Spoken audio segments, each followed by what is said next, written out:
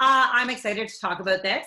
I will share, I had a great meeting with Carl on the cruise, and I was able to talk to Carl, and I was so lit up, and I was so excited about how I've been recruiting and how many people we've been recruiting and how many people that I have the honor of onboarding every month for about 18 months. And I was talking all about this. I was like, yeah, I'm seeing anywhere between 15 to 25 leaders that I'm able to recruit every month. And he's like, okay, and you're at 5-star, and yeah, okay, you're 5-star Diamond, okay. Kim, I gotta tell you, he's like, your shit's broken. He's like basically what he said. And I was like, but I know that. I said, I know. So here's what I did 4 months ago. I was like, I don't want to say I'm rebuilding, but I feel like I'm allowed to share this here freely with leaders. I feel like I had to fire my downline. I had to fire some of my downline because they were sucking the life out of me, and some still do, but we had a really good call last night where we reiterated some really clear messaging.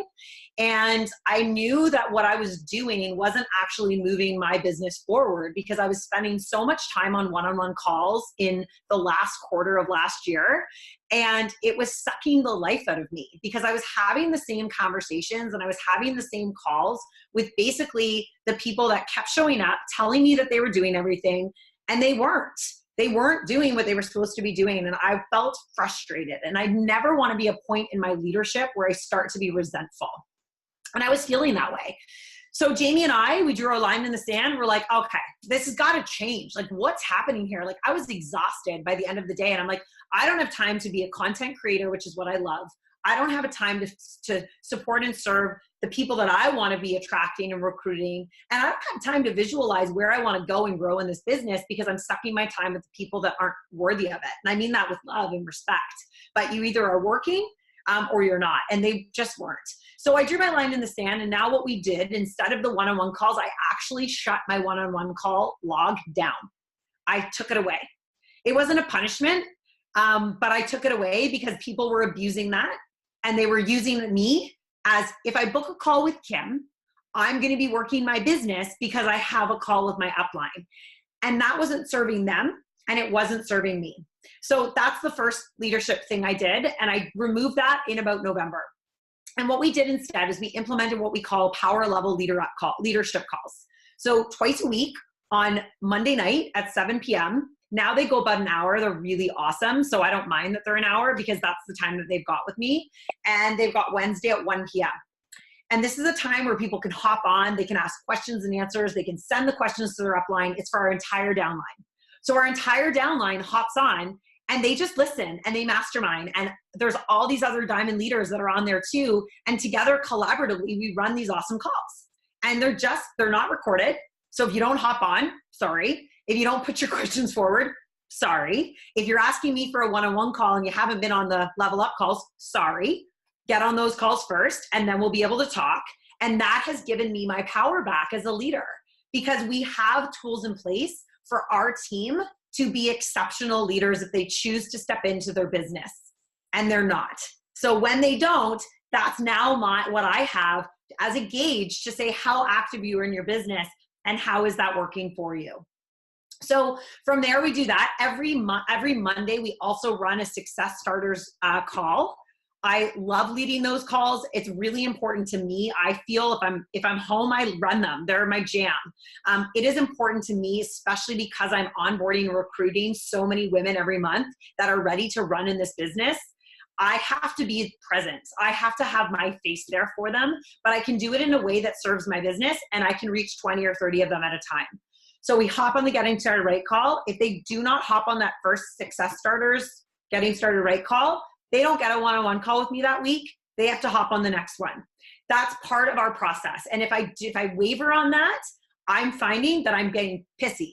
So I'm really trying to not do that. And I'm trying to shut those down because I'm a people pleaser. And I don't know that that resonates with any of you, but we're not here to just pour out to our team that isn't pouring anything back into you and the leadership in which you know you can establish. So if they're not on the Getting Started Right call, they're not getting a one-on-one call with me. They're being directed into training. I have never had more engagement in our new Business Academy training than ever before. And that is because of what we are saying. You're either on here or you're not. You're treating this like a business or you're not. And that's really served us really well. The third thing we do, so I've now stopped announcing everyone on my team page sporadically.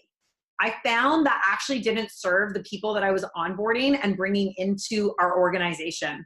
So I actually will announce a whole bunch of people the Friday before our Business Academy training starts on the Monday. So now they're no longer in limbo. If someone is to purchase a challenge pack and sign up as a coach with me in the middle of the month, awesome. Come in my challenge group. What program are you starting with? What Shakeology are you on? I want to see you posting your sweaty selfie every day and tagging me. We're going to start you as a client if you sign up in the middle. And then when we transition them and they sign up and they get announced on the team page, they get another welcome email as a coach. So first they get a welcome email and an orientation as a client. So they understand how BOD works. They understand how the app works. They understand that they need to be a product of the product. They understand, oh, we have book club, better get on that book. And that's starting to form the behaviors that they need to understand are foundational for a starter coach. So when I introduce them on the team, that's when they're sent their welcome email, and all of them are placed into what I like to call the pod squads. The pod squads have changed my business, 1,000%. There's 17 of them right now. No, there's 19 of them in this pod squad from April. And the only people allowed in this pod squad, I removed, there were 25 and I've removed 6 of them because they're not working their business. They're going to be clients. So you're out of my pod squad. Sorry. And if you want to go into May, you can go into May, but this is a business and I need you to start treating one as such. You know, hearing I'm so overwhelmed, I'm so confused, I shut that right down in the pod squad. There's no time for that. There's no reason that you need to be feeling that way because this is that you need to get organized. So I sound like I'm coming off harsh. I'm not, but I really make sure I respond to those words in the pod squad I'm so overwhelmed with. Overwhelmed is a feeling. And have you reviewed your business activity tracker? Have you mapped out your schedule? And have you done the one business activity training you're supposed to do in the training today? Or are you trying to do 5 things at once? And they're like, right. I'm like, so why don't you go back to day 2 you missed? And I say that right in the pod because I've asked for permission to hold them accountable. And it's made all the difference. So yeah, it's been great. That's kind of the foundation we have. I really feel like we've got some really serious momentum. I wish I did this 2 years ago, but I wasn't where I am now as a leader. So I feel like this is the right time to do it. And I've kind of stopped being a doormat. I'm really good at what I do and I'm not going to be taken advantage of anymore. And it's a gift to work on our team. And it's a gift to contribute to the collaboration and the culture of leadership. And if you're not going to do that, you can be a client. Things I'll share too. So check this out. Once I realized those pods were working, I was like, oh my God, all of my coaches. So I have 120 women that are hungry for this business in pods. And I have 15 pods. And I send them all the same messages. And I have sugars right now. Like it is fire. Like we're on fire. The team's on fire. It's crazy. So, and those are just my pods. Those aren't even like Jamie's pods and Jamie's team's pods and our team pods. That's just starting. We're just starting with the pods. So it's been really good. Your hands up. Kim. Yes. I started doing this in January too. Isn't it great? Oh my flipping Lord. Where have we been? What have we been doing? And there's 5 on my team who are in the top 20, right? Amazing. See? So that's why I'm like, so what I say to the people who say, oh, this doesn't work for me, I wrote down what you said, overwhelm is a feeling. Yeah. Because I'm like, well, people are doing it and they're in the top 20. So you can do it too. So I love everything you shared. My question is about your content. Yeah. I try to keep it simple with them with simple daily tasks. Like today was really easy. I was like, let's collaborate on a Transformation Tuesday post, right? Like yesterday it was a small personal development to get out of a, holiday rut. But what kind of things do you share with them? And I do the same. I just copy and paste whether they're in my Star Diamond pod or my Push to Emerald pod. copy and paste, because we're all doing the same things. They're just inviting 130 Yeah. people instead of 30. But Yeah. what is your like MO of content that you share with them? Do you just kind of go in and hype them up? Do you give them, because there's a fine line of keeping them on task but not adding too much to them so they're actually not doing income producing activities? So check this out. They actually lead them themselves. Oh, wow. And you have no idea. So my job is to basically recruit the leaders in that pod. So I will send the messages being like, girl, the way that that's my job. Okay. Heather, the way you just honored and got those 2 girls to want to run a challenge group with you, you have such great leadership. Here's what I love about it. Boom, boom, boom. Guess how many coaches Heather's recruited? Because now she's a leader. I am not going to be their mother, and I'm not going to give them ideas, because everything they frickin' need is in the training. And if they're not doing the training, then sorry, you're not going to be successful. My biggest word, honestly, is how is that working for you? And they're like, they want to give me the middle finger, but I'm kind about it. But I'm like, guys, we all walk through stuff. Like, we all struggle. Like I got on a call last night and had everybody in tears, because I was like, you want to hear our story? Yeah. You want to hear it? I'm going to tell you. But you think this is also easy for us? No. So I refuse to spoon feed anybody. And if I have to spoon feed you, you're not a leader on my team, and you're never going to go to the top where you want to go. I love that. Thank you. Yeah. Pour into the leaders and create them and build them and just flip them up. Yep. Yay. Thank you. Yeah. And I gave them a love Easter message after church. Guys, I'm so honored to be in this with you. I love walking in this life with you. I love seeing how much you're becoming leaders. That's what I pour into them. Not post something. I'm like, you should be doing that anyway. And if you're not, you should get out of my pod. Like, I'm dead serious. I know that sounds harsh, but it's like, you're not working your business. Go be a client. I love you. Go be a client. Yeah, I'm going to love you up. You don't know me. That's not harsh. They call me the pit bull. They call me the pit bull. I'm just so glad to hear you talk like that. I love it. I know, it's really new. I mean, I don't know who I am right now. I love it. Now, Marie asked us over here in the chat, do you just start a new pod each month for those new coaches that specific month? Yeah. And then they just now are staying. They're just staying now. So my March pod's really still, and what's cool about it is my March pod is still active. My April pod's like exploding. So I feel like each month the pods get even better. So that's been really cool. So it's neat. So it's like, okay, so you have a pod each month for new coaches, which I do too, and I love hearing it's working so well. And then you also have like an extra Emerald Push pod, or is it just the monthly pod and you're just... No, okay. I have 15 pods. And this was my most fun, was coming up with the names of their pods. Of course. So it's like the Pod Squad babes, the pod, whatever. And I like address them each in those pod squads. So what I do is I'm a good matchmaker.